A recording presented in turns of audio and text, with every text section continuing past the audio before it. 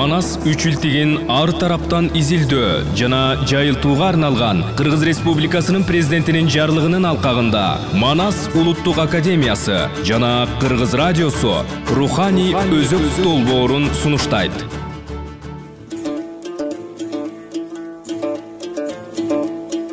Бул долбоор кыргыз элинин кенже эпосторун жана элдик поэмаларын кеңири жайылтуу, улуттук маданиятка көңүл буруу максатында радио берүүлөрдүн сериясын даярдайт. Эр табылды эпосунун кара сөз варианты. 24-чү уктуруу. Микрофондо Кыргыз Республикасынын эмгек сиңирген артисти Чыңгыз Мамаев.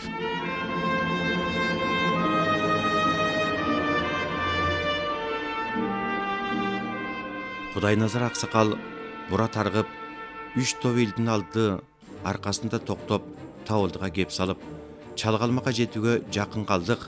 Кандай барабыз? 90 киши 3 топпуз. Кайсы түрү менен барабыз? Акылын таап, карып кеткен абаңарга каалаганыңарды айткыла деди.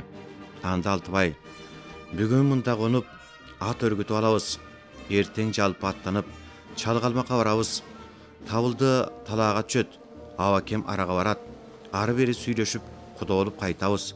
Табылды акылын айтсын, аны муну ойлоп, санага бекер калбайлы деди. Кудайназар менен Алтыбайдын сөзүн угуп, Табылды мындай деди. Атайы келген мейман деп, аттарды колдон алып, ортого алып киргизип, азапка башыбызды салат. Жан ачыган калмактар, кунум бар деп бизди сойбойбу? 5 кишини жаныңызга алып, айылда айткан сөзүңүздү аткарыңыз. Чебиңди көрдүм, белиңди аштым деп айтпаңыз. Сырыңызды алдырбай, таекемсиң, Токтобекти Табылдыга бер.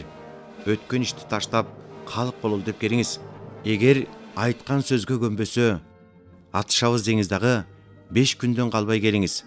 Табылды бул сөздү айтып, 5 киши берип, Кудайназарды Чалгалмакка узатты.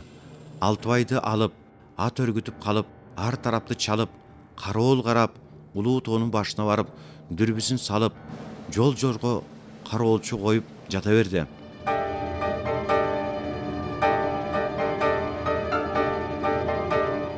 Кудайназар куудай сакалына картып, кузгундай көзүн кызартып, куу байтал менен уюлгутуп, узун жолду кыскартып, түрдүү айыл ойлоп, улуу өндүрдү бойлоп бара жатканда Чалгалмактын кароол караган 15 кароолчусу кармап алып, колу бутун байлап, алдына салып айдап, Чалгалмакка алып барышты.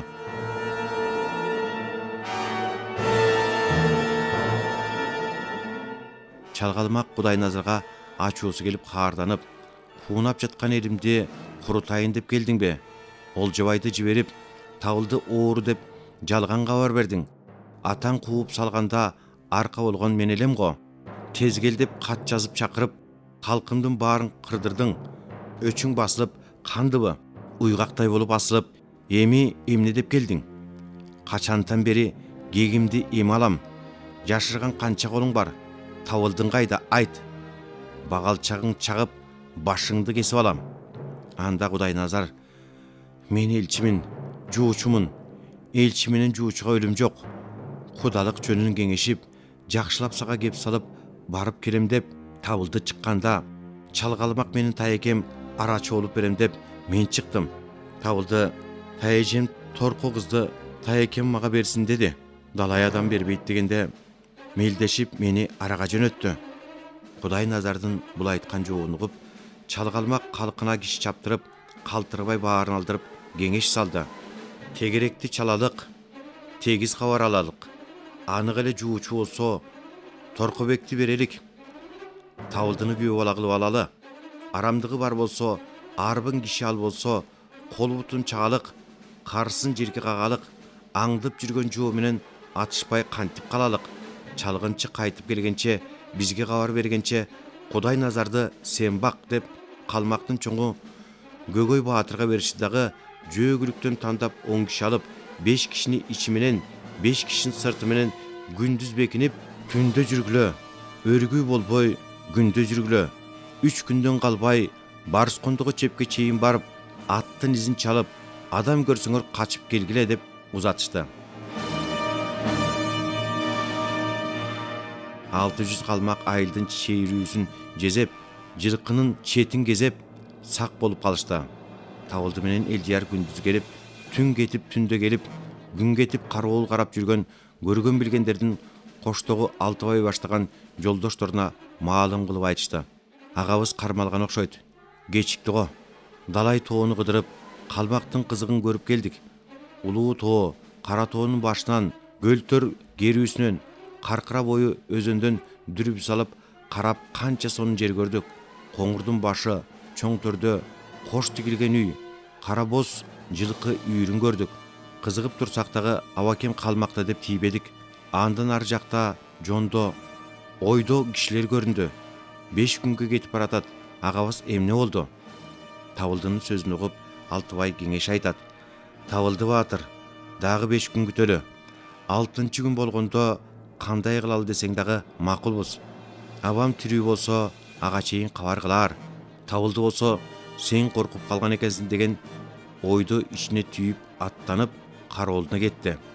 Чалгалмактын сырт менен жиберген кишилери күндөп-түндөп жүрүп олтурушуп, барыскондого чепке келишсе, калың аттын изи жатат.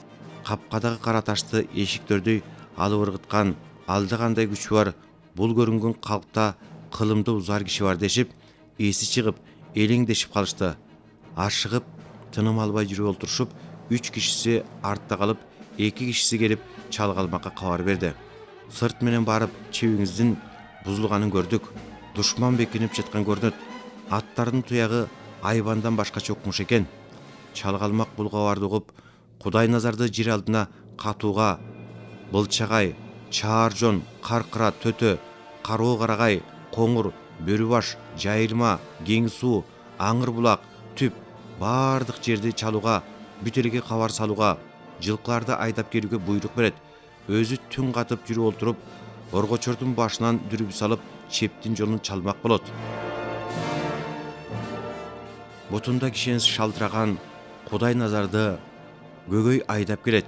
Чалгалмакты чакырып сөз баштайт. Чалгалмак тайеке, сенин кайратың кайда? Караанын көрбөй туруп түрбөдүң го. Кудалыкка келип жатсам, кычырың кайнап, тилдеп капкадагы кара ташыңа капа болосуң. Анда эмесе дарбазасы ачылган чебиңдин, даярданган катаган элимдин жайын айтайын. Табылды мени узатып, тайекеме бар деп айылдан чыкканда чебиңди бек деп уктум. Табылды 2 күн мени ээрчитип, эрмек болуп жүрдү. Анан сенин чебиңе туш келип, колунун күчүн сынап, тамашалап оюн салып койду. Жоо келди деп дүрбөткөнүң кандай? Табылды абасы бул жерде турса, арамдык кылчу бала эмес. Куда болсоң, кебиңди айт. Чанам десең, чабыша турган жериңди айт.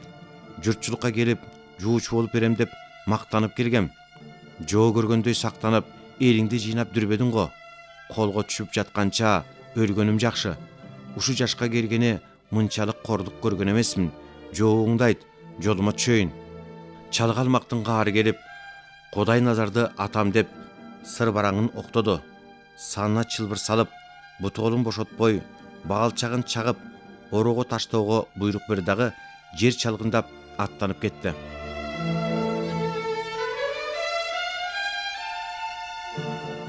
Табылды менен Элдияр калмактардын 4 тарабын чалып, төгүрөгүн карап, төтөнүн тоосуна барып, андан дүрүп салып, калмактарды удургуп, суусу өрдөп, жер кайпып жүргөндөрүн көрүшүп, түн жамнып келишип, айгыр булакта жаткан Алтыбай баштаган жолдошторуна акыл салып, көргөн билгендерин маалым кылып айтып беришти.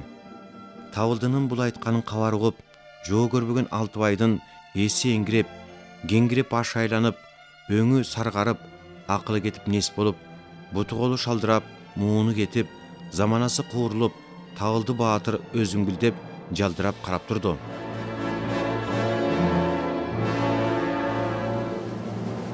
Урматтуу радио окуучулар, сиздер Манас улуттук академиясы менен Кыргыз радиосу тарабынан даярдалган Руханий өзөк долбоорунан Эр табылды эпосунун кара сөз вариантын угуп жатасыздар. Уландысын келерки дүйшөмбү күнү ушул маалда улантып уктурабыз. Актан Тыныбековдун вариантында Эр табылды эпосун кара сөзгө айлантып кагазга түшүргөндөр Талантаалы Бакчиев, Айгерим Кубанычбекова. Текстти көркөм окуган Кыргыз Республикасынын эмгек сиңирген артисти Чыңгыз Мамаев, режиссеру Жыргаламанова, редактору Жаныбек Эсеналиев.